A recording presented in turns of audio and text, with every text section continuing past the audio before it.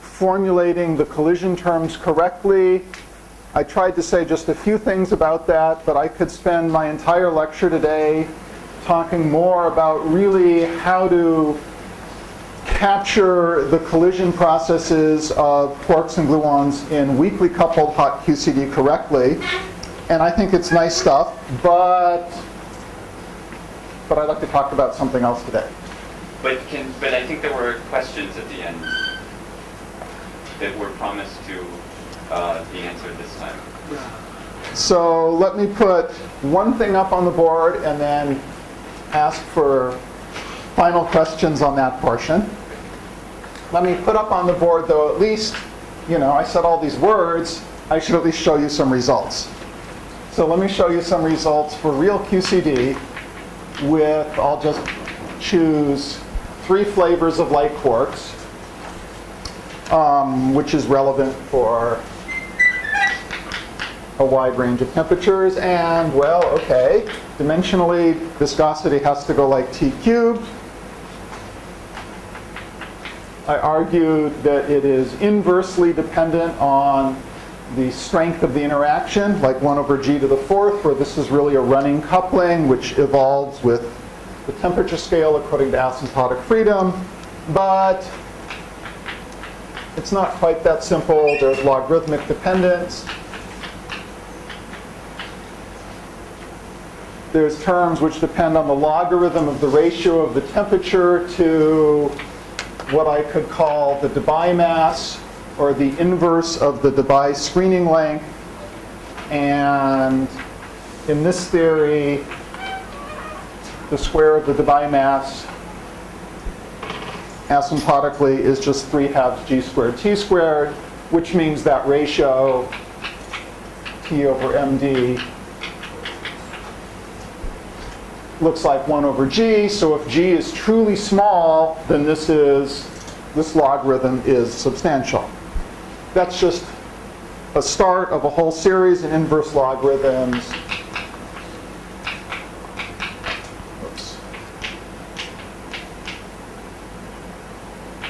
Well, it doesn't matter, but log all with corrections which are smaller than what I've included by a power of the coupling.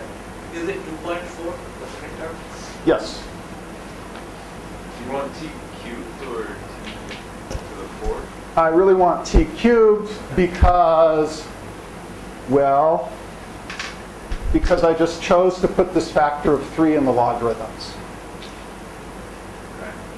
If there was a 1 over log squared term, you think about it simply by adjusting exactly what number you put in here, right? That changing this number, I can then write the denominator as log plus a constant. The log is big, the constant is small. I can re-expand. That difference just amounts to shifting the coefficient of the 1 over log squared piece. So this was a convention to make the 1 over log squared piece go away. Just one question. Log 3 over in the cube, you mean the log is being cubed? I mean the log is being cubed, yes. And similarly here, I just didn't write it out. Log to the 4th. So it's a whole series in inverse powers of that logarithm. Yep. So you might have said this at the end of last lecture really quick, but I didn't catch it. The t cubed? Yes. Why is it t cubed? Yeah. Just dimensional analysis.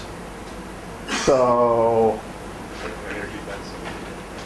yeah, one way to think about that is just go back to the defining formula, eta times and do dimensional analysis in the convenient way when C and H bar and Boltzmann's constant is 1. So stress has dimensions, same dimensions as energy density, which is energy to the 4th. And so we'll have the same dimensions as t to the 4th. Velocity is dimensionless because c is 1. A spatial derivative, 1 over derivative, has dimensions of energy, and therefore viscosity must have dimensions of energy cubed. We're assuming the temperature is so high that the QCD scale is. Yes, that was assumption one way back when, because if that wasn't true, I'm not in a regime where any of this discussion about quasi-particles and kinetic theory makes sense. And you have another scale. That's something. Well, right, so I mean, you could say the Debye scale is a different scale, but just in terms of overall powers of t, right? If I write things out in terms of t and g, then there's got to be that factor of t cubed. Now, again, let me just remind you, I also said that you should think of viscosity as behaving like energy density qualitatively times a mean free path. So just to say the same argument in different terms, this is a pure equilibrium quantity, asymptotically high temperature. It's some pure number times t to the fourth, because it's basically just like the energy density of a free photon gas multiplied by the number of degrees of freedom. A mean free path is a length.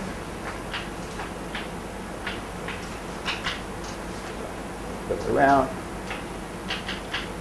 And it behaves like the inverse of g to the fourth t. Again, the t is there for dimensions, and the g to the fourth is there because it's inversely dependent on a cross-section, which is the square of the amplitude, and lowest order amplitudes go like g squared. And this is true up to logarithms. So do you get the log terms from ring diagrams? No, that's much too simplistic. You're thinking of something that's pure equilibrium. So you explained or sketched out how you get this from kinetic theory, but you mentioned that there was a much different and much harder way to do it without straight from QCD without going through the intermediate step of kinetic theory. Is that just the TT correlator evaluated perturbatively, or what? Well, what are you doing in that calculation? So there is a Kubo formula which relates the viscosity to the stress-stress correlator, specifically in the limit where the momentum and frequency flowing through it go to zero. So diagrammatically, I've got two insertions of the stress tensor. You look at the fundamental Lagrangian. That stress tensor has terms which are quadratic in the fundamental field. So you start drawing Feynman diagrams. And for example, the fermionic, sort of the lowest order diagram that involves the fermionic contribution is just a one-loop diagram like here. I've got just the fermion propagator going from one insertion to the other and back again. And then, of course, there's lots of higher order diagrams, which naively you would think would be small because they have explicit factors of g squared. So, I mean, we've got self-energy corrections, we've got sort of ladder-like diagrams like this, you have cross-ladder diagrams like that. And if you were interested in just some generic random value of the momentum flowing through it, all you have to do is evaluate this diagram plus the corresponding one for gluons, and all this other stuff is small. In the limit that the Kubo formula instructs you to evaluate, that's not good enough. Physically, well, there's mathematical reasons or there's physical reasons. Again, I'm happy to talk about this in more detail, but let me just give you the answer. Just doing that diagram is not sufficient. Just doing that diagram with self-energy corrections, well, including self-energy corrections is necessary, but is not sufficient. Including self-energy corrections plus arbitrary ladders is necessary, but not sufficient. Really, there's different ranges of momenta that contribute, but in the end, you are doing stuff which has ladders, it has vertex corrections, it has cross ladders, and all of that was captured by the correct kinetic theory. And to it do it, sums to 1 over g to the 4th somehow. yes. Isn't that amazing, or? Well, so if you just did the lowest order thing, and you evaluated in this limit, you get infinity. Because you get a frequency integral where you have two products of propagators. Those propagators have poles. Those poles are pinching the contour of integration. Why did you get infinity? You got infinity because, even though I described this in frequency language, it's same as saying I'm evaluating this diagram where this is one space-time location and this is another space-time location. I'm integrating over all location space-time. So I'm integrating over the times being arbitrarily far separated. Using free propagators, you're evaluating that as if your excitation lives forever. And you're integrating over the total time it lived for, and there's just a trivial infinity, which reflects the fact you completely damage the physics, because quasi-particles don't live forever. So just doing self-energy corrections is the same thing as putting the width on the quasi-particle peak. So that changes an infinitesimal epsilon imaginary part in a pole. It now moves at a finite distance away, but you now get an answer which is inversely proportional to that width, or in other words, proportional to a mean free time. But if you only do that, it's the wrong mean free time. It's a mean free time that's measuring any scattering whatsoever, not actually scatterings which not large angle scatterings which change momentum. Okay, so yeah. And is this done with like a thermo field, like a finite temperature field theory? Yeah, this is all Schwinger-Keldysh diagrams. All right, but again, the message is effective kinetic theory is infinitely easier than actually doing this diagrammatically. So it's interesting to understand why it's so hard to do it diagrammatically, but you do not want to do it that way. I guess I should know this, but when you're doing, I understand that you use Kubo formula in this context, but even in the kinetic theory case, because it's an equilibrium calculation, couldn't you use Kubo formula instead of actually doing the response to a shear within the Boltzmann equation formalism? Because it should be able to give you correlations, and Kubo formula will still be valid. So, I mean, doing the linearized Boltzmann equation that I described is, I mean, in a sense, putting in exactly the same physics that you'd use to evaluate this correlator. But if you want to do it purely as an equilibrium correlator, then, as you know well, you've got to have a description which puts in the fluctuations, puts in the noise in your treatment of dynamics. Yes. So when I just wrote down a Boltzmann equation, I wrote down something that was purely deterministic, Yes. but it's dissipative. Yes. So, I mean, if you literally just integrate that equation, you'll see stuff equilibrate, and if you literally then just evaluate long-time correlators, you won't get the right equilibrium answer. So in effect, you have to take that Boltzmann equation and then just say, oh, but I know if there's dissipation, there has to be noise. You can actually make it a stochastic Boltzmann equation, and yes, I think it's perfectly possible to do it that way. And you go the other way. Okay.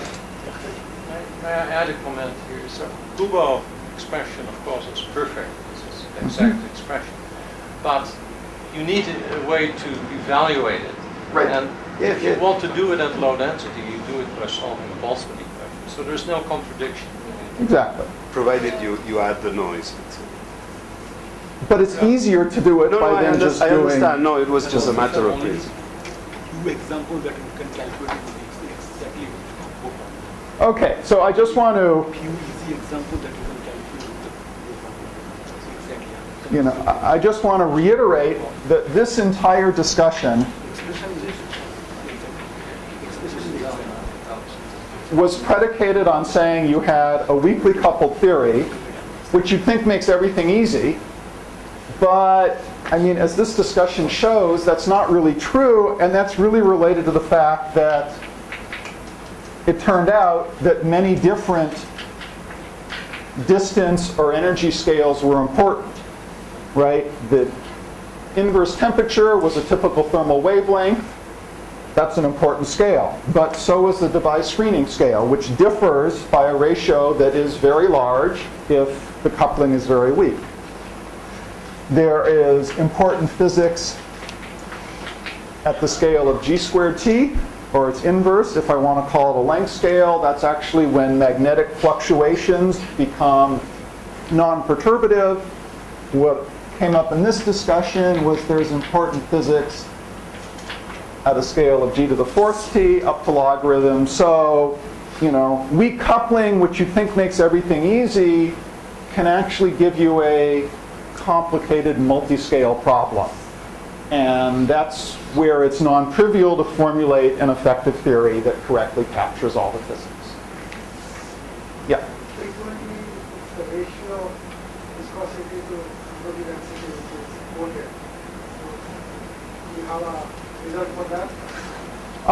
I don't have the number right in front of me, but let me just say it in words. So, right, the entropy density goes like T cubed. You take the ratio, you get something which is dimensionless as a function, plotted as a function of, which way do I want to plot it? I want to plot it as a function of G, the relevant effective coupling. Well, for very small g, that ratio behaves like 1 over g to the fourth, so it goes shooting up. Now you keep turning up g and make it as big as you can, pushing yourself right to the edge of where you think a weak coupling analysis might not be too crazy. And this ratio comes down to something of order 1 is sort of around here. And this is g, or equivalently, this is alpha s, which is g squared over 4 pi, and this is maybe, a third or something, which is a pretty large value of alpha s to be doing perturbation theory at, but at least it's not large compared to 1. Okay, so, you get a ratio which is of order 1. I'm going to talk, and about discussions of strongly coupled theories where that ratio is 1 over 4 pi. So loosely speaking, the difference is, well, for asymptotically weak coupling, arbitrarily large. But for couplings that are arguably not crazy to think about in the context of heavy ion collisions, the difference between the number you get here and 1 over 4 pi is more like a single order of magnitude. It's not many orders of magnitude. Okay, final questions? Velocity u, there would be strange rotation as well as acceleration. So you're detecting rotation and acceleration, that's right? So a general flow field you can decompose into a shear, a rotation, and a, divergence, an expansion. That's what we don't call it. So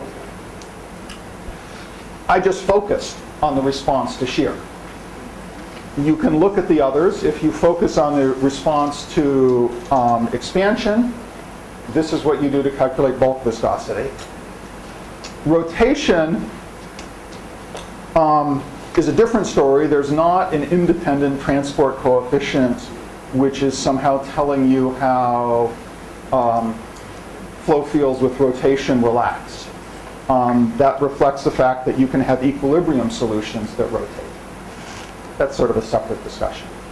There's also an acceleration of the I take. I assume that the movement is actually acceleration in space-time. That's now a two-derivative term. That's not just looking at first-order dissipative processes. No, it's the first order term because it's 2 block time. That's a time derivative plus a space derivative. Let's talk about this separately. Okay. So I'd like to switch gears and instead talk about strongly coupled or strongly correlated systems.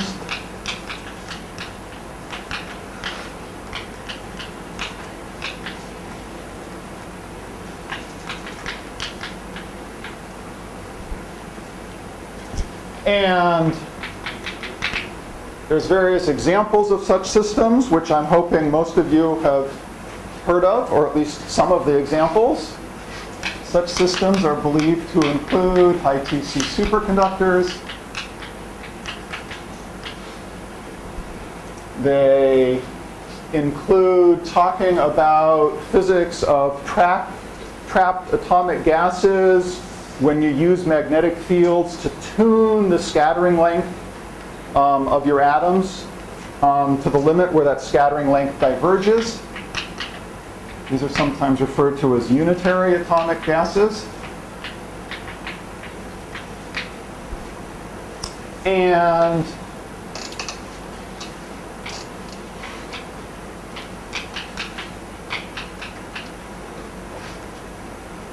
I claim that you should also think of a quark-gluon plasma as an example of a strongly coupled or strongly correlated system if you're looking at that plasma not at asymptotically high temperature, which was my entire discussion up to this point, but instead at temperatures which are above, but not vastly above, say 4 TC, the deconfinement temperature where you first form a plasma. And this range of temperatures is what is actually experimentally relevant for heavy ion collisions at either the RIC collider in Brookhaven or LHC.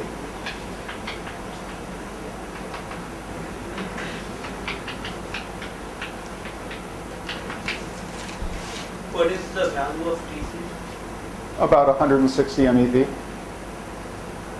that like just of the order of lambda QCD? Yes, precisely. Equal to just from the hadron? Below TC, you have hadrons. Above TC, those hadrons dissolve. Okay. For any of these systems, putting yourself in this regime means all the assumptions I talked about yesterday don't work.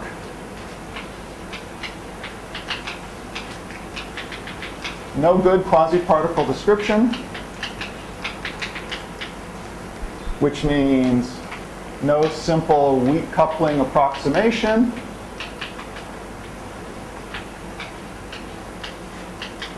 Which means, well, together, which means you have no effective kinetic theory.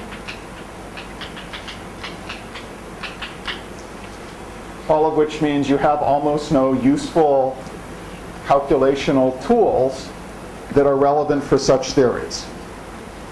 Or at least that was true some years ago. For certain theories of this type, which are not exactly, well, certainly not precisely describing high TC superconductors, and in fact not precisely describing any of the systems that I just wrote up there. But for certain systems, which are examples of strongly coupled, strongly correlated systems, in fact, we now do have useful calculational schemes, and that's what I want to talk about. But the high TC or the strongly correlated system is of the order of 140, 129 millimeters, or such a large condition. Well, I mean, is it large or is it small? It's the smallest temperature where it makes sense to say you have a quark-gluon plasma, right? In Kelvin, it looks like a high temperature, but that's just because that's an inconvenient scale.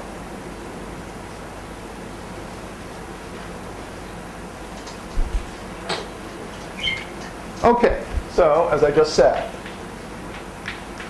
for some very special strongly correlated systems, one can do calculations using what is called ADS-CFT duality, This is a horrible name, but it's the most commonly used. A much better name is gauge string duality.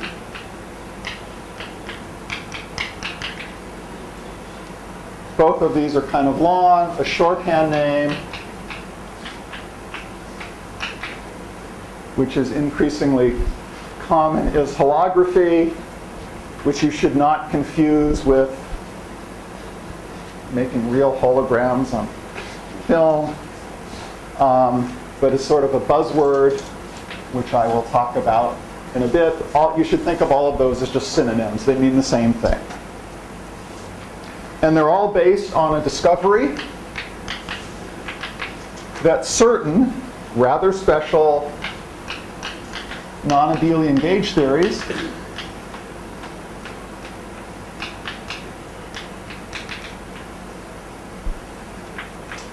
are the same as higher dimensional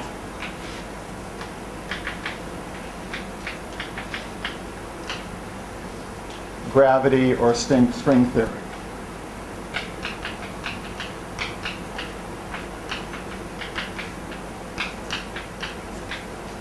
It's really higher dimensional string theory, but in certain circumstances it reduces to just gravity. And what I want to emphasize is this is not some approximate description. This is not a description which is valid, say, only at long distances. No, this is exact. So it's just saying you have a single physical theory that you can actually write or describe in two very different languages, two very different descriptions, but there is an enormous body of evidence that supports the claim that these really are different descriptions of exactly the same physics. By higher dimension, you mean like 4 or 5? I'll comment on that.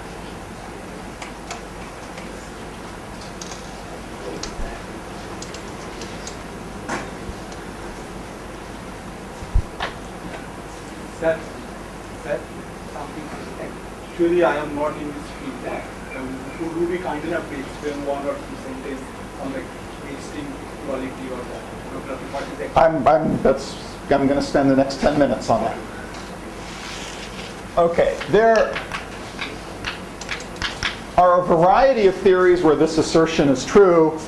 I'm going to solely talk about the simplest case, which is the best understood case, where I have a very specific non-Abelian gauge theory, which is the non-Abelian gauge theory with the largest amount of symmetry you can possibly have. That means not only does it have ordinary symmetries, that means it has supersymmetries, which relate bosons and fermions. It has the largest amount of supersymmetry you can possibly have. So maximally supersymmetric Yang-Mills theory.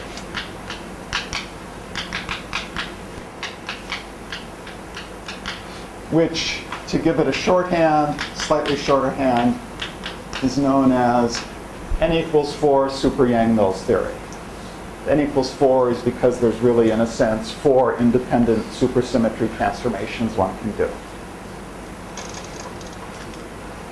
Okay, so the claim is this theory, which is a perfectly nice non-Abelian gauge theory. It looks almost like QCD, but the field content is a little bit more complicated, and I'll say more about that in a minute. But think of this as just some kind of generalization of QCD. Perfectly nice four-dimensional quantum field theory is the same as string theory. For those who care, it's 2B string, type 2B string theory, but that's just a detail. On a certain 10-dimensional space-time manifold, which is the product of anti-de Sitter space in 5 dimensions times a 5-dimensional sphere.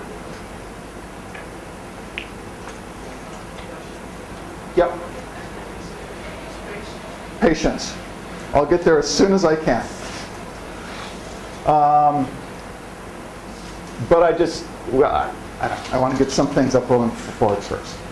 Well, let me give you the one-sentence answer, though. Any de Sitter space is simply a space-time of constant negative curvature. So it's not flat space where the curvature vanishes. It's not de Sitter space, which is relevant in inflation, which is constant positive curvature, but it's simply the version where we have constant negative curvature. All right? And a sphere is, of course, a sphere, which has constant positive curvature. Okay, this is believed to be true in general. I'm going to focus on a particular limit.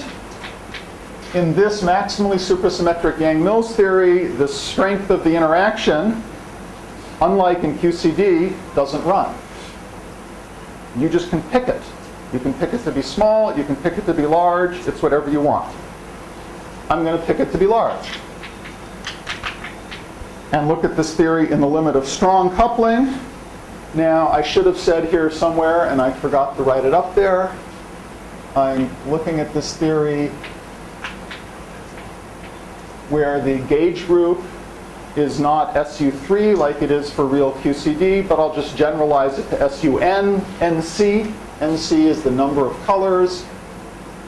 And we have a lot of reasons to know that most of the physics of QCD is quite stable if you go from 3 colors to 4 colors to 5 to a very large number of colors. And it simplifies the theory to consider the limit where the number of colors also becomes arbitrarily large. But the correspondence exists for any and C. Yes. However, by taking these limits, I'll put myself in a corner which is infinitely easier to understand. I do need to say that when the number of colors is large, the appropriate measure of the interaction strength is not precisely g squared, it's g squared times the number of colors. And so when you send the number of colors large, if you want to hold the interaction strength fixed, you really want to hold this product fixed. That's commonly denoted by lambda, and it's called the Atook coupling.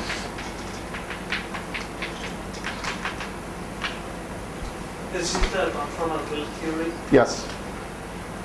All right, so I want to send NC to infinity with lambda much, much larger than 1 and fixed.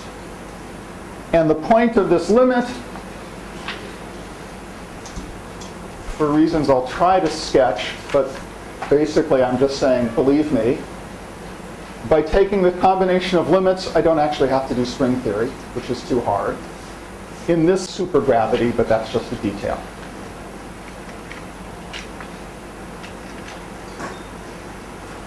All right, so the whole point of this is relating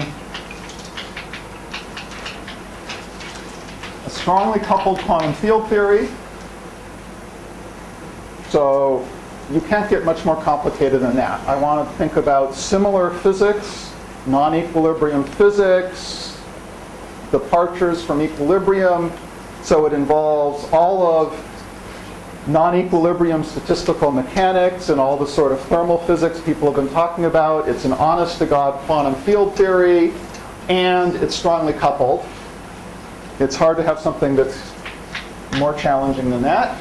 It says properties in this theory can be exactly computed if you understand classical gravity.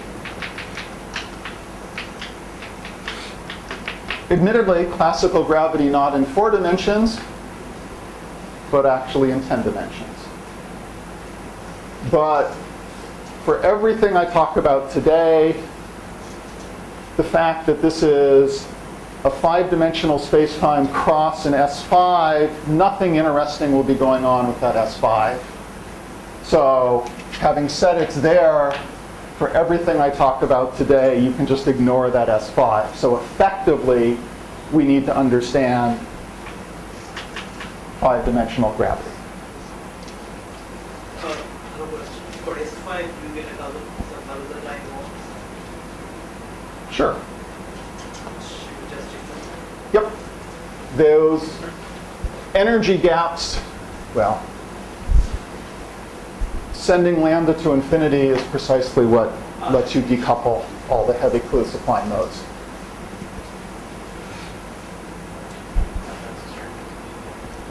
That's the string modes. Yeah.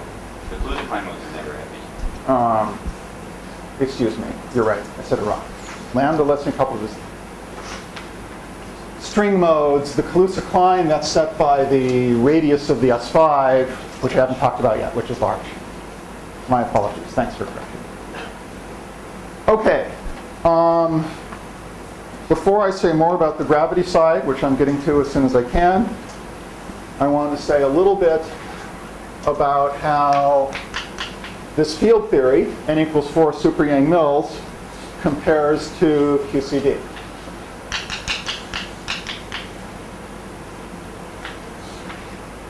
Excuse me. So if NC doesn't go to infinity, then this correspondence is, it's not even approximately right? No, if NC does not go to infinity, then again, a vast amount of evidence says there's still an exact duality.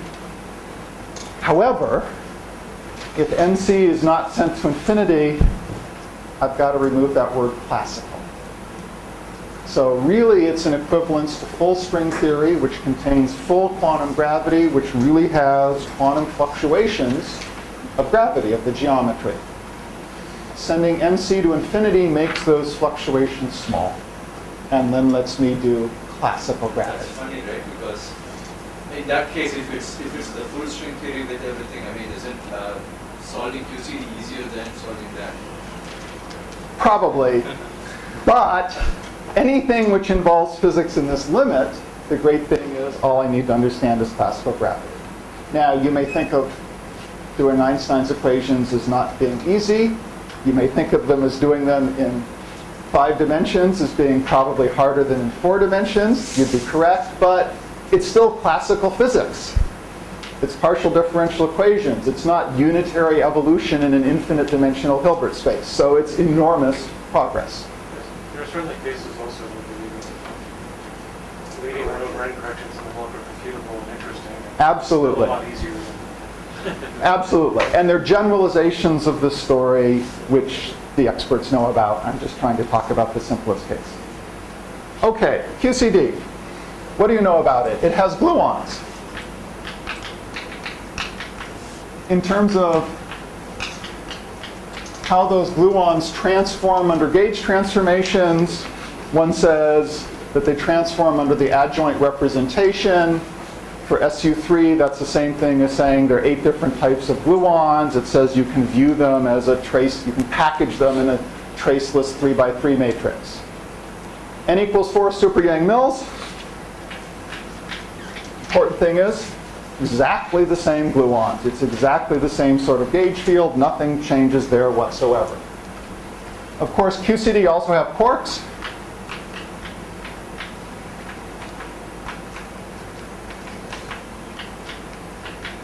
Quarks for SU3 just come in 3 colors.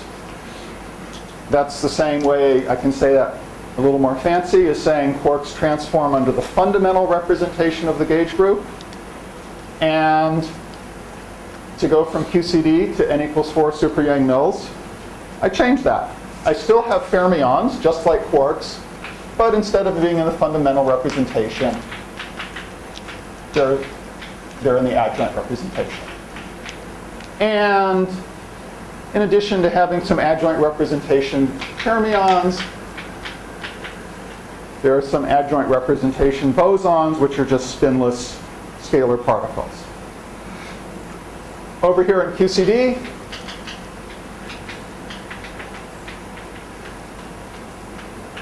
we have asymptotic freedom. There's a scale-dependent strength of the interaction. Interactions get weak at high energy, get large at low energy. By making these changes in the degrees of freedom in the theory and, well, adjusting the interactions in just the right way, you produce a very special theory, which is a conformal field theory that includes the statement that it is scale invariant. which means the strength of the interaction doesn't depend on the energy scale you're studying, and that's just what I said back here. It's just some number that you get to pick. I have a question. Mhm. In those to infinity, number of fermions and scalars is equal to SIM that remain constant. Well, so with the general number of colors, you have MC squared minus 1 gluons. These are in the adjoint representation. So again, you have MC squared minus 1 fermions and scalars, except I didn't tell you that I really put in 4 adjoint representation fermions, and I put in 6 adjoint representation scalars. So I'm trying to, those are details. Don't worry about the details. So you do it in the right way that makes the theory not only conformal, but supersymmetric, where they go together. Now, of course, if we're talking about zero temperature physics, this is a drastic change. Zero temperature QCD has all the physics of confinement, right? That means it describes particles, hadrons. There's some spectrum of hadron masses. They scatter. There's an S matrix, which characterizes that scattering. In a conformal theory, there's no characteristic mass scale the way there is in QCD. There's no confinement. There's no hadron spectrum. There's no S matrix. So that looks like a totally radical change. What I didn't really leave myself enough space to write is an analogous comparison at non-zero temperature. So let me go ahead and get rid of this part here.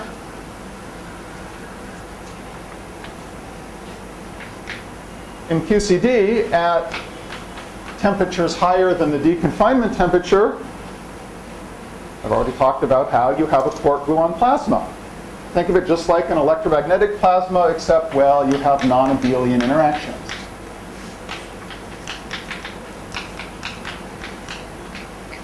N equals 4 super Yang mills. At any non-zero temperature is a non-abelian plasma.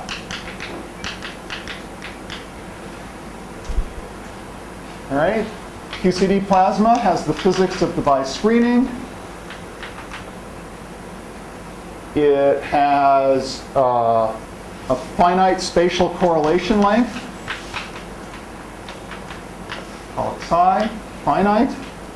If you look at its response on long distance, long time scales,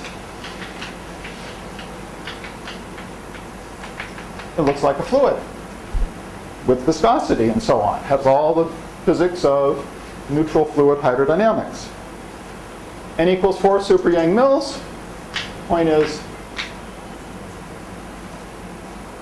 in terms of these qualitative properties, is exactly the same. So even though this is a drastic change for zero temperature physics, I hope the message is clear. It's not such a drastic change for looking at any physics which has to do with finite temperature dynamics when you're in the plasma phase of QCD. N equal to 4 super Yang mills, it will have gluinos. Yes? That will not change anything. Those gluinos were just the fermions that I already told you were in there, the adjoint representation fermions. All right. When you say this on S matrix, does it mean that there is no interaction? Does it mean? There is no interaction between the parts? No, there is interaction, but it means you don't have a simple particle interpretation that lets you define scattering amplitudes, where you have to be able to say particles come in, complicated stuff happens, but then you just wait and asymptotically things evolve just like free particles. In a conformal theory, the point is stuff basically just continues to interact as it separates forever. There's no simple particle interpretation.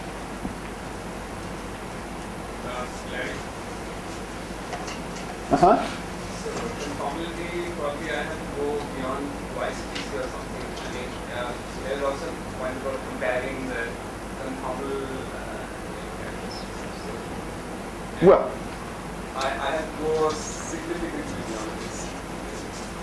So I didn't put that up here yet. This was just qualitative. But if you look at real QCD plasma, you can ask, QCD is not a conformal theory. Nevertheless, if you look at a temperature range which is above Tc, but only by, put yourself at 1.5 Tc, up to about 4 Tc, what we know from lattice simulations of various screening lengths is that it's pretty close to being approximately conformal in this region. Right? It's not true if you go to asymptotically high temperature. It's not true if you go right down to Tc. But in this range, which is actually relevant for heavy ion collisions, it's a pretty decent description.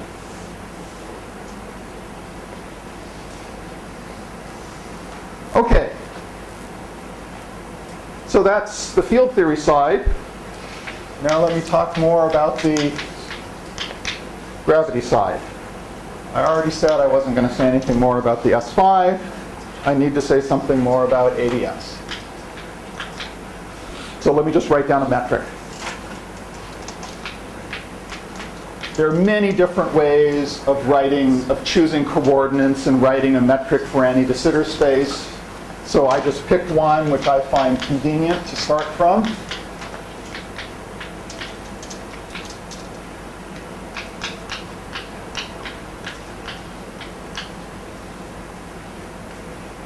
So what I've done here is choose coordinates where 4 of my coordinates, t is the same as x0, x1, x2, x3. Think of those as ordinary Minkowski space coordinates, to which I've added one more, which I'm calling R. And R, which I will naturally call the radial coordinate, is particularly important.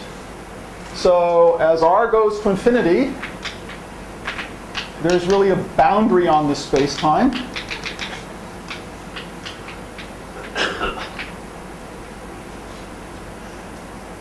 There's undoubtedly some people here who know I'm discussing not what's called global ADS, but a subset of it that's referred to as the Poincare patch. If that doesn't mean anything to you, forget I said it. But everything I talk about today is going to be Poincare patch physics. R goes to infinity. There's a space-time boundary, which you can think of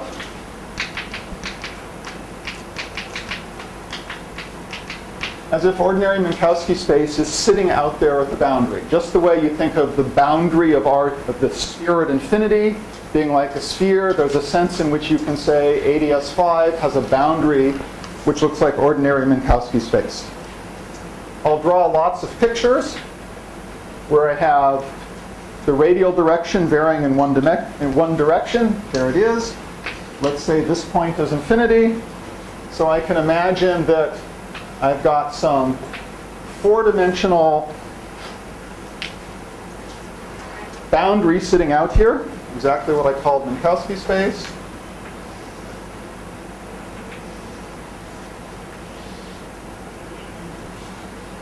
It's a pretty ugly looking picture. All right, so think of ADS as sort of,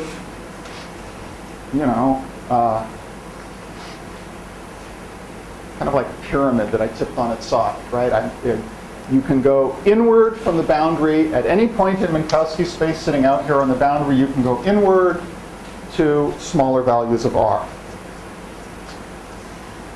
In terms of the relation to QCD, what's important is anything that happens near the boundary corresponds to physics that in the field theory is high energy or short distance physics.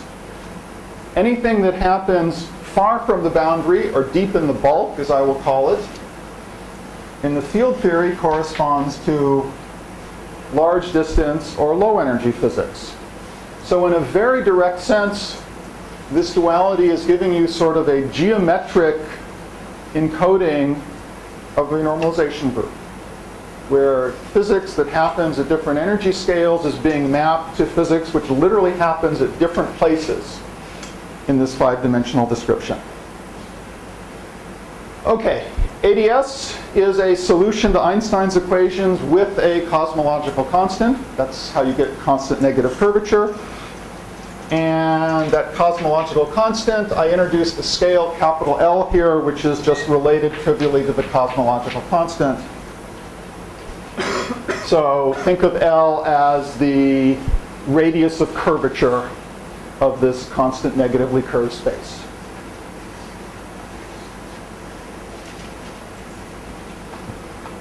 Okay, so I'm not really going to say much about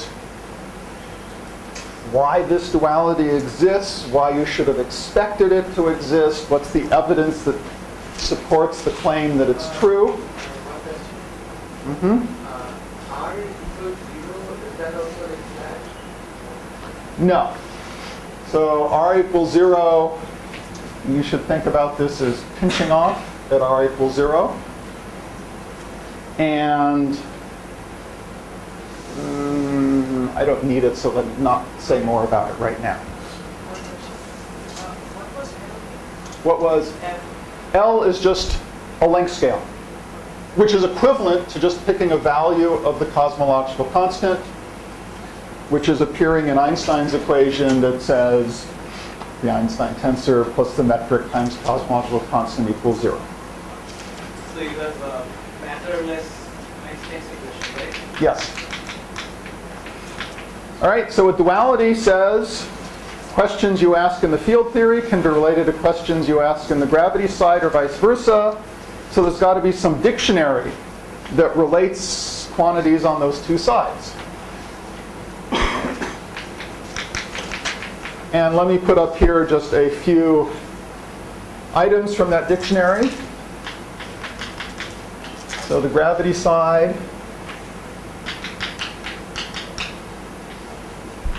and the field theory side.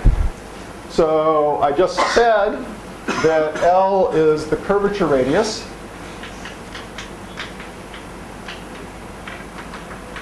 I'll put that in my dictionary just to say that L does not appear in anything on the field theory side. The field theory is a conformal field theory. There's no preferred scale. So the fact that I just said L is a scale on the gravity side, I mean, you could call it whatever you want. It has no real content. All right, but we do have gravity, and that means there is a Newton's constant. If I write the gravitational action, G Newton appears in front, or if I put in matter fields, G Newton appears in how matter couples to gravity. So let me just say, there's a Newton constant. I'm talking about gravity in 5 dimensions, so I want to remind you it's really a 5-dimensional Newton constant.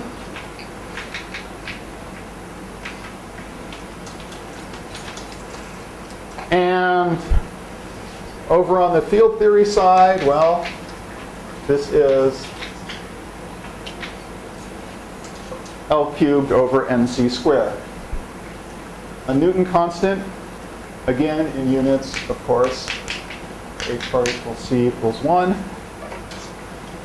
In 5 dimensions, has the same dimensions as a length cubed, so that's why there's an L cubed. But what's important is its inverse dependence on NC squared. So sending n very large is the same thing as saying the 5D Newton constant gets very small. Now, the duality is really to full string theory. String theory depends on a fundamental parameter you could call the string tension, or you could call the slope of a Regge trajectory, which is called alpha prime, or you could just say there's a length scale called the string length, where stringy effects become really important.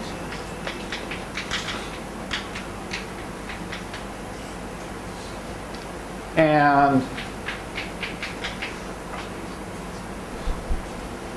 that string length is smaller than the curvature scale L by a factor of the 4th root of the 't Hooft coupling. So taking the limit where the TÜV coupling is very large is same thing as taking the limit in which the string length is small compared to the curvature scale. That's why I'm not really going to have to deal with full-fledged string theory. All right, I could, of course,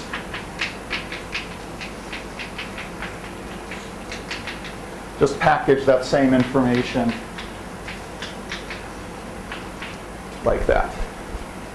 And other than that, in string theory, strings can join or strings can split apart. There's a coupling constant that measures how likely it is for strings to join or split. That's called the string coupling.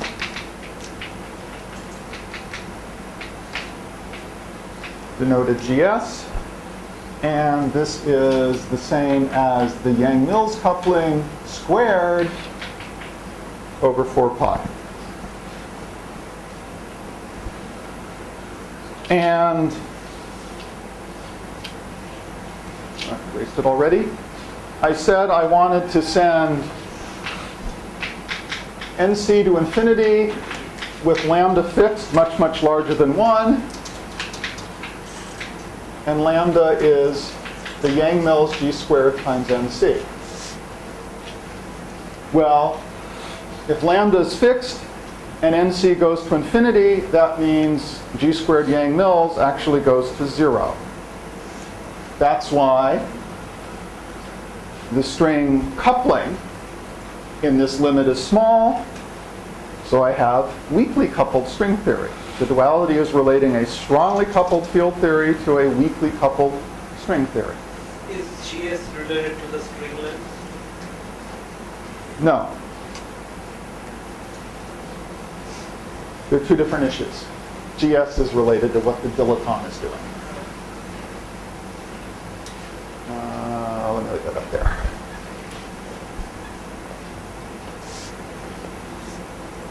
Okay. These are just sort of parameters. Let's keep going with the dictionary over here. How do you relate questions? So in the field theory, I could be interested in correlation functions of various operators, like the stress energy tensor. In the field theory side, I could introduce a generating functional for correlation functions for whatever operator I'm interested in by just introducing a source, multiplying by that operator, and then saying correlation functions are derivatives of a generating functional with respect to that source. All right? I hope that's familiar to everyone. Under this duality, the important point is operators in the field theory side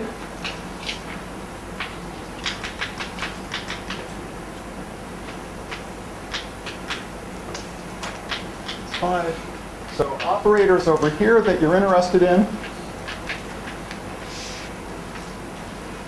are associated with fields in gravity, or more precisely supergravity on the other side, where if you introduce a source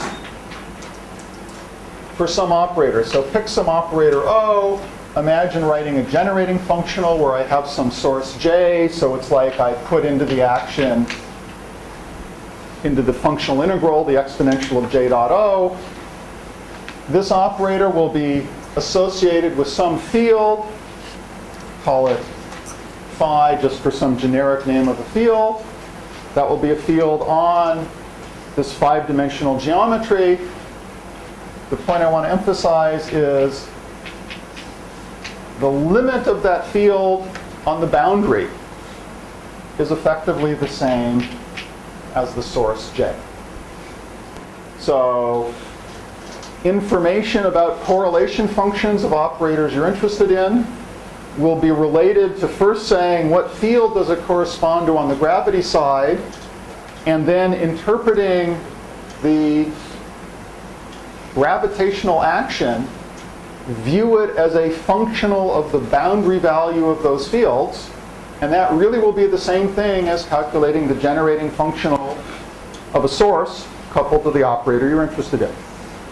So some specific examples which are important. we will care about, naturally, the stress energy tensor. And on the gravity side, that just corresponds to looking at the metric. We'll sometimes use capital letters for 5-dimensional indices, usual Greek letters for 4-dimensional indices. There are other fields on the gravity side. There's a dilaton, which is related to the Lagrange density. There is an axion. There are gauge fields, which are related to conserved currents, from which we could discuss diffusive dynamics. There's a whole list here, but the only one I'm going to talk about is stress energy. Yeah. So you want your QCD to be strongly coupled? I want my n equals 4 super Yang mills to be strongly coupled in the sense that lambda, which is the relevant measure of the interaction strength, is large. But GM mills is going to be small. Correct. But if you actually look at physical processes, it's lambda that's important. On the right hand side, this duality between the parameters, what do they mean? At the equal? Equal. That this is, how you relate parameters that describe one theory to parameters that describe the other theory. And let me just write up here what I just tried to say in words. If I want some correlation function, the connected part of it, which is some variational derivative with respect to a source of a generating functional, under the duality, that generating functional is just the gravitational action, as if we were doing free graphs or classical physics. And the source, as I just said, is the boundary value of the corresponding field.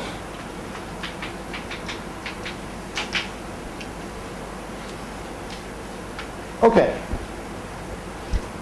How badly am I doing on time? When you say metric related to the stress tensor, is that just the 4D particle?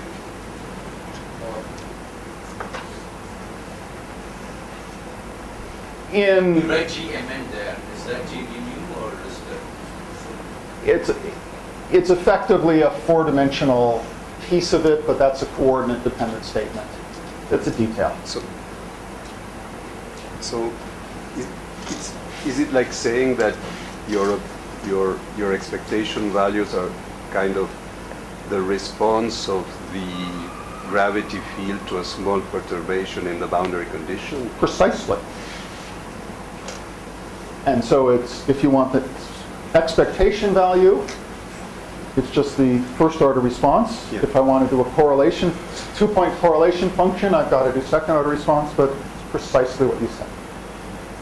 All right, I should emphasize that in this dictionary, the only things that appear are operators which are physical gauge invariant operators in the field theory.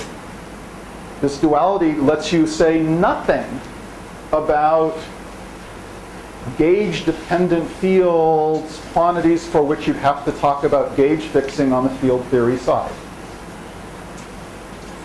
That's actually sensible, because those are not physical questions. Okay. So, if we wanted to consider the field theory in its vacuum state, this is an equilibrium state that is particularly boring at 0 temperature. So the field theory vacuum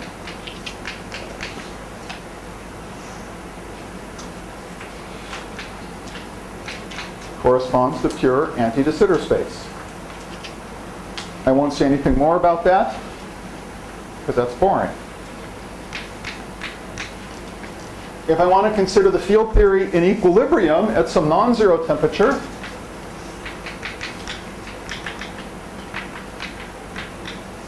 I've argued that it's describing some plasma. On the gravity side, that means you don't want, the physics is not described by pure ADS space-time. It's described by ADS space-time in which you put a black hole. or the ADS5 Schwarzschild solution.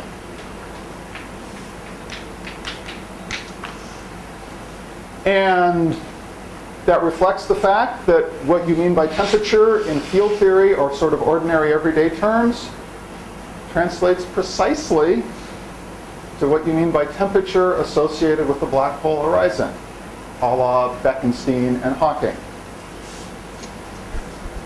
The only detail is if I want to talk about a field theory, which is just, an infinite four-dimensional field theory, perfect translation invariance everywhere, the black hole I want in ADS space is not a black hole with some compact curved horizon. It's really a black hole with a non-compact flat horizon that's sometimes called the black brane. And I wrote down the pure ADS metric over there. A short exercise lets you write down the corresponding black hole solution, and here it is. The only thing I've done is introduce some new function, only depending on r, that multiplies dt squared and divides the r squared over here. And that function is just 1 minus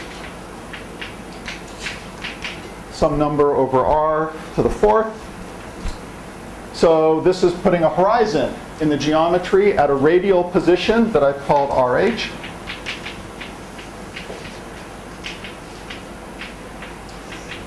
And that's related to the temperature, just like that. So horizon position and temperature are the same information. All right. In equilibrium, you should be able to calculate any equilibrium quantities you want. Free energies, entropies, you name it. I'll talk about just one. The entropy. For black holes, Bekenstein taught us, argued if you will, that the entropy is directly related to the area of the horizon, well, up to a factor of 4 times Newton's constant. Now, I'm really talking about a field theory in the infinite thermodynamic limit, so at any non-zero temperature, trivially the entropy is infinity just because it's an extensive quantity. What you really want to do is talk about the entropy density. So imagine that I cut off my spatial volume to make it finite. I want the entropy density, just total entropy divided by that volume. I can repeat all the same words over on the other side. The area of this horizon is infinite just because it's flat and these spatial coordinates go off in all directions as far as you want. Take everything, divide by volume, then you get a nice sensible answer. Take this metric, take that translation, put what I've told you together, and you get a completely explicit result, which is number of colors squared times t cubed times a factor of pi squared over 2. All right, so that's the entropy density in this limit of strong coupling, which I'm considering. It's interesting to note that if we consider the opposite limit, where the coupling strength goes to 0, then that makes the field theory trivial. Does this make the total entropy infinity because the horizon, the horizon is not compact? Yes. It has a finite entropy density, so the total entropy is infinite. Sure. So entropy is extensive, and so in the thermodynamic limit, yeah, it's infinite, but its density has a finite limit as the volume goes to infinity. Now, frankly, it's also extensive in the number of colors. And so I really said I want to send the number of colors to infinity, so really I should divide both sides by nc squared as well. And there's a big parallel there. Taking the nc to infinity limit is also a type of thermodynamic limit, just like taking volume to infinity. Should there be 1 over n corrections? Sure. Oh,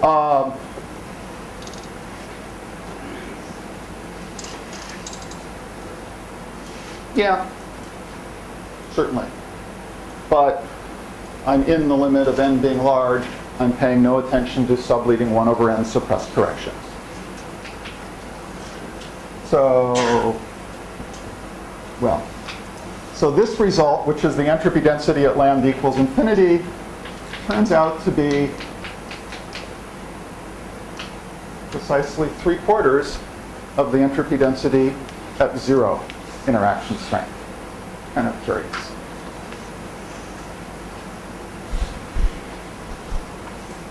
Okay, one can do lots more in equilibrium. One can look at more complicated theories that have more interesting thermodynamics in equilibrium. One can do lots of stuff, but I wanted to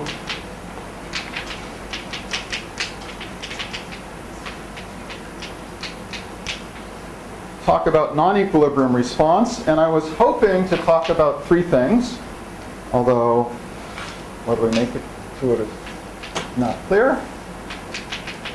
So if you look at very long time, long distance response,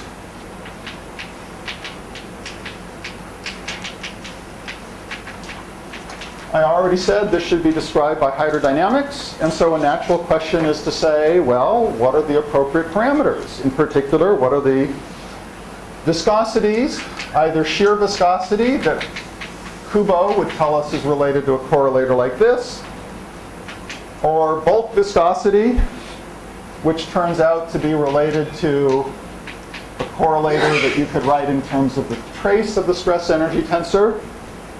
But one of these is really easy.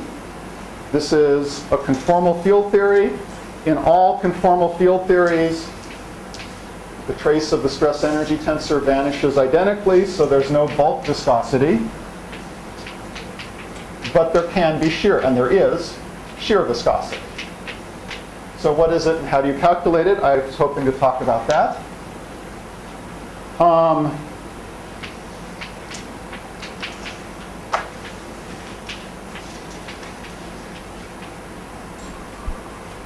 This is also a context in which one can talk about quasi-normal modes, and this is kind of interesting. If you look at any introductory solid-state physics book, you know, it'll talk about, or basic stat mech book, it'll talk about equilibration and relaxation and say that typical theories, there's some sort of microscopic timescales on which stuff relax. Hydrodynamics, for example, is specifically saying, look at the very special degrees of freedom which can't relax quickly. They're very special, but everything else should relax quick. Well, how quick? Show it.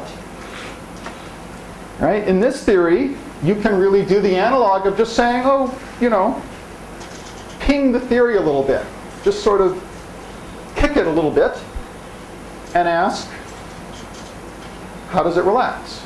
Well, some degrees of freedom will relax exponentially. But there's a whole spectrum of exponents. So calculating eigenfunctions of relaxation is what is known as quasi-normal modes. Just a quick question. This T mu nu, this is in the field theory, right? Absolutely.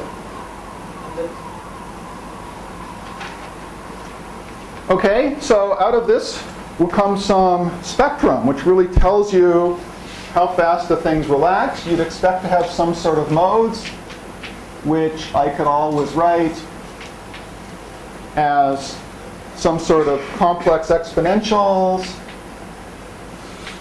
times some sort of eigenfunctions. I wrote this as if these are wiggling exponentials, but if stuff is really relaxing,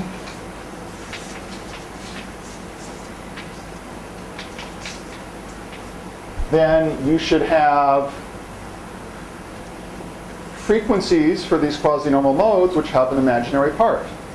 They darn well better have a negative imaginary part so that these exponentials decay and don't blow up. So there should be some spectrum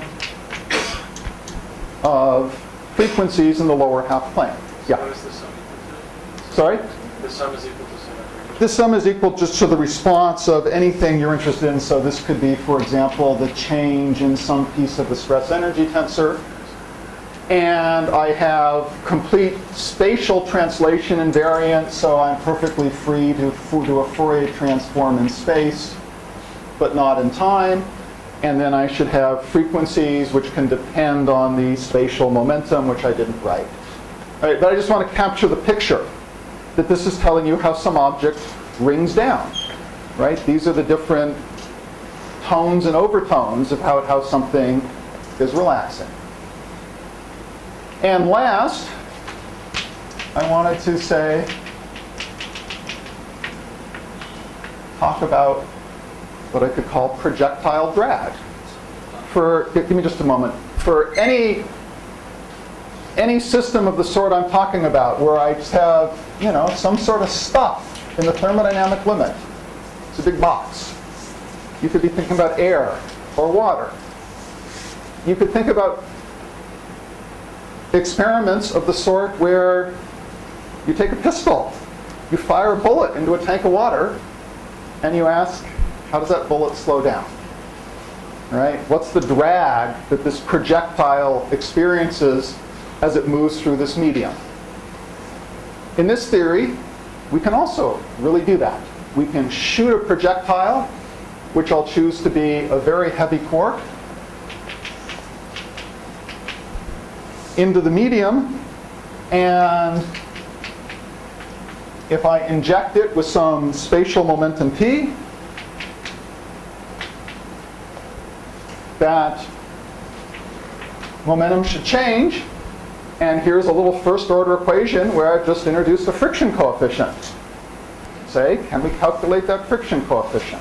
What is it? Okay, question? So, going back to your question on the notes, so if you want to calculate that in the dual space, in the gravity side, is it simply gravitational waves in the 5D ADS black hole solution? Is that So calculating quasi-normal modes is looking at perturbations on top of the ADS black hole solution. So in that sense, yes, it's exactly what you said. It's gravitational waves, but you have to be a little careful about what sort of boundary conditions are you looking at. So how do you turn that into something which is going to end up being an eigenvalue problem? So you will take the boundary conditions from here, translate it over there, and then solve the problem there. No, it'll be entirely on the gravity side. But we'll have to understand what are sensible boundary conditions to apply to the gravitational linear fluctuation problem. Okay. I have not been paying a whole lot of attention to the clock. You're almost out of time. So maybe the best thing to do is to just scratch what I was going to talk about tomorrow and talk about these three things tomorrow. But for the tutorial today, maybe I should just say a few words about point 3. What would be most helpful? Sure. I'm not sure in case we get to that in the tutorial. I could stop now. That's fine. You have about 10? Yeah, no, you have, Are there other questions now? Oh, I thought I was over time already. No, you're not. No, sorry, Oh. I didn't mean to say that. Heavens, okay. Well.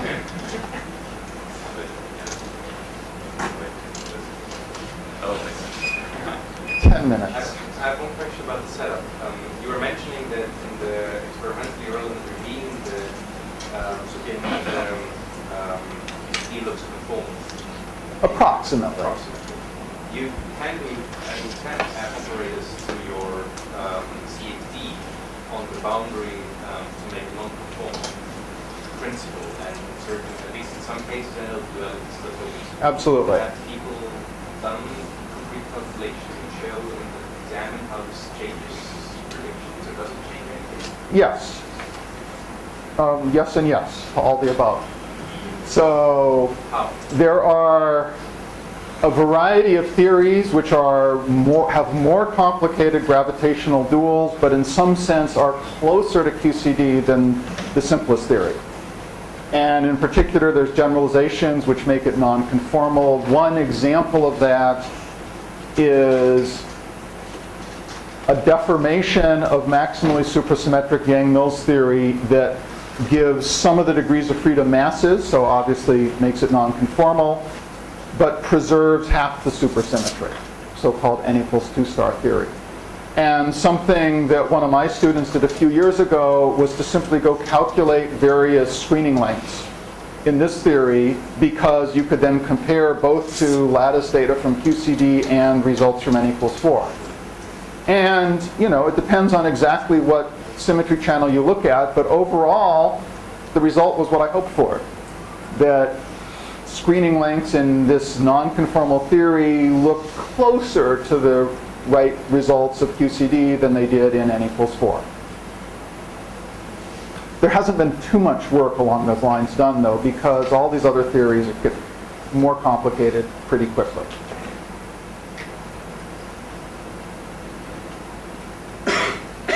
Okay. You have about 5 minutes. 5 minutes. Okay, let's set up. It's going to be easiest to do. You really think you're going to get the strings in the tutorial? I don't know. You don't have to. If there's something else you want to do, that's fine. I think it's quicker if I do instead something which sort of sets this up, because there's a common setup for both of them.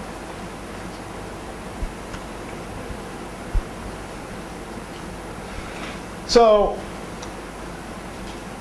one of the messages that I hope emerges from all of the subsequent discussion is really how approachable this is. Okay, I mean, you have to swallow everything I've said so far, you have to go through this dictionary, but what do we have to do now? Just what we said a moment ago. We have to take the simple solution that I just erased and add small perturbations, just do classical linearized analysis, and it's really not too bad. So let's finally write down an action. 5-dimensional gravity. If it was just Einstein without a cosmological constant, the Lagrange density is nothing but the Ricci scalar. If you want to add a cosmological constant, which I need, there it is. Now, it's really supergravity. There's really some additional fields, but none of them are relevant for any of the physics I'm going to talk about. So that's all it is. There's a number in front, which is effectively the gravitational Newton's constant. If I want to write that in field theory terms, the important point is it has a factor of nc squared. Do you want to forget about the square root of G? No, I did not want to forget about that. I just forgot to write it. Thank you. Oh, big G, little g. I guess I'll use little g for my metric. All right, so I have a metric. This is, little g is the square root of minus the determinant of the metric viewed as a 5x5 matrix.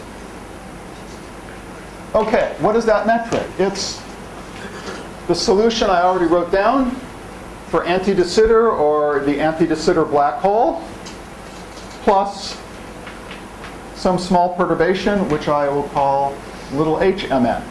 So this is specifically ADS or ADS black hole. So, as always, you take this, you plug it in, you expand in the linearized perturbation. I'm expanding around a solution, and therefore there's no first order term, but there'll be quadratic corrections to the action, which, well, if I do in general, will look a little bit ugly. But I want to specifically focus on what it takes to calculate shear viscosity. So I specifically want to be able to extract a Txy, this particular component of the stress, just because that's good enough to extract shear viscosity.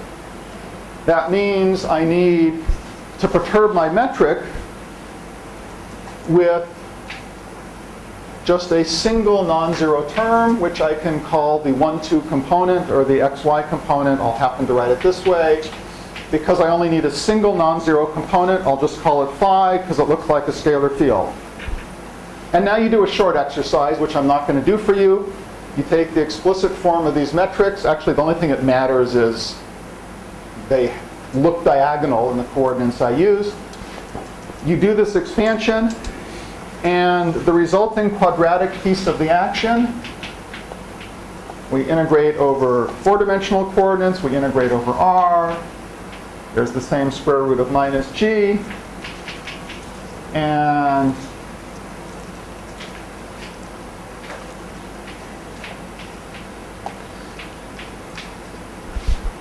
that's all we get, up to our prefactor mc squared with pi squared L. That's pretty nice. This just looks like the action of a scalar field.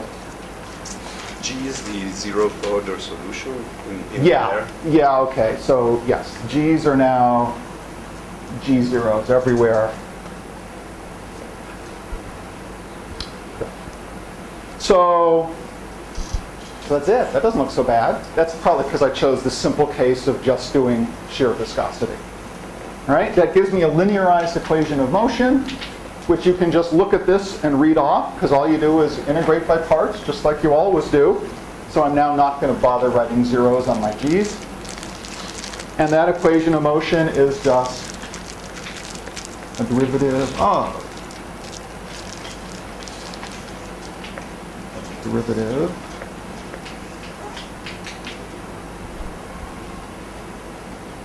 And now remember that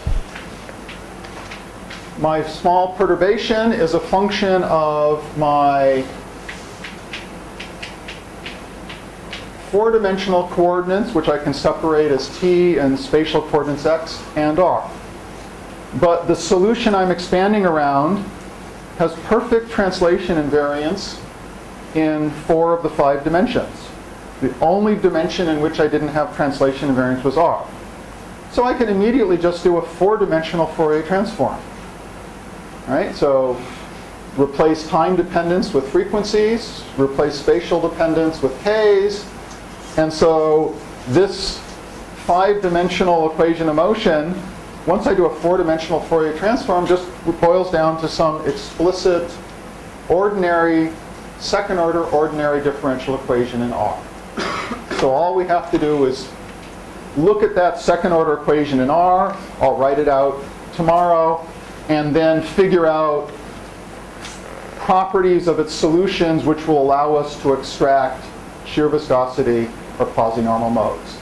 And that's, as I'll try and show you, remarkably straightforward. So it's nice to go through it. I think this is a good place to stop.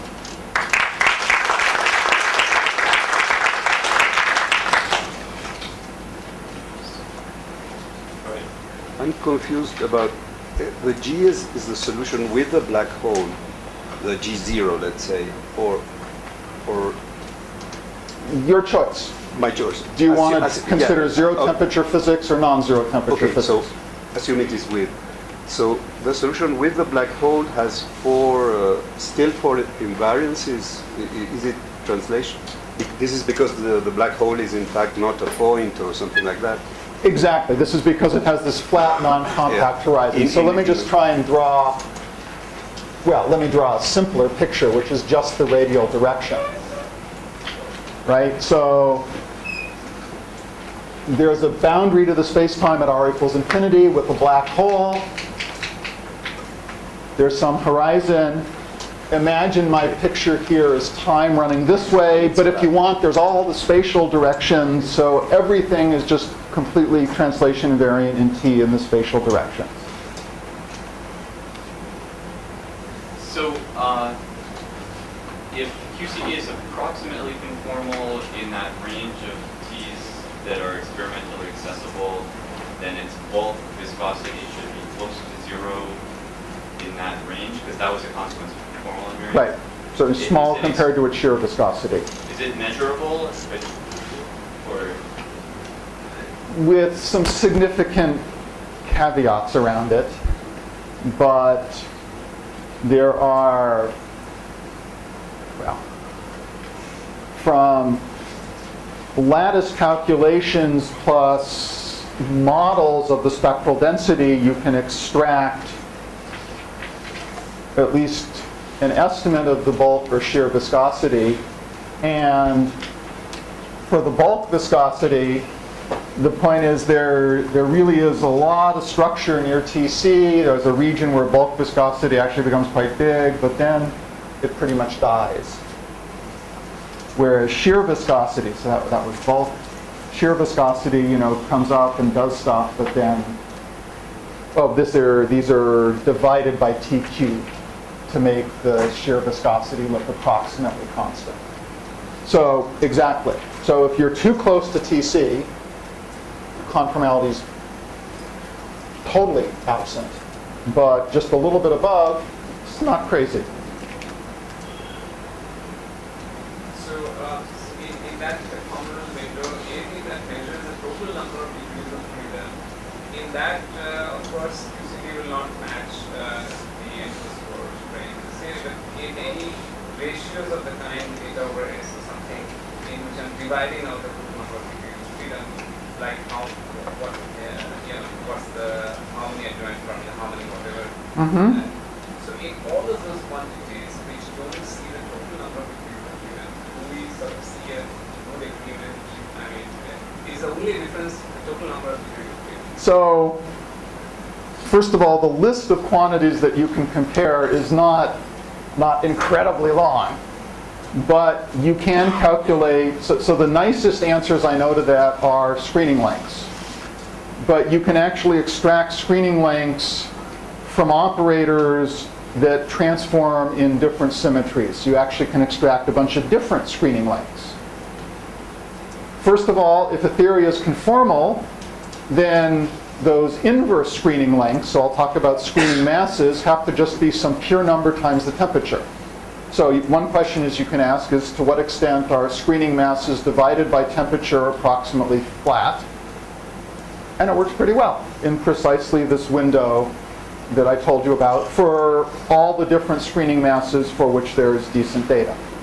And then you can do a more detailed comparison of look at the ratio of those screening masses in different symmetry channels and compare to the ratio for QCD. Those ratios are different. They're certainly not the same theory. But you can say how different. And it depends on the symmetry channel. In some cases, they agree to within 10%. In other cases, it's maybe 40 or 50%. But they don't differ by factors of 10 or 100. Okay? You told us that you're primarily interested in not so high temperature region where the interaction is pretty strong and sort of mean-free passes and so on. How justified are you in using the Boltzmann equation? For this region, utterly unjustified. So that was yesterday's, so, in some plot of temperature,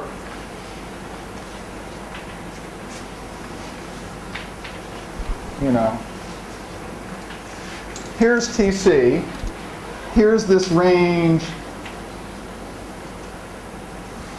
1.5 to 4 TC, where you should think of everything I've talked about today as being a reasonable model for real QCD.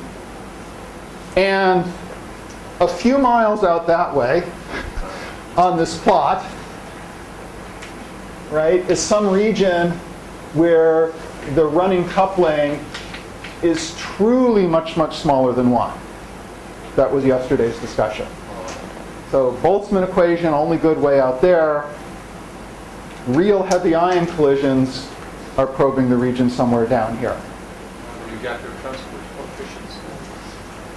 So the point is, using this gravitational description, we will be able to calculate transport coefficients, shear viscosity, diffusion constants, and so on, directly from the Kubo formula, reinterpreted through this dictionary that relates it to gravitational physics, without ever saying anything about a Boltzmann equation or quasi-particles or kinetic theory. So this is an unusual circumstance where in a strongly interacting theory you can actually evaluate that Kubo relation to extract transport coefficients. Evaluated by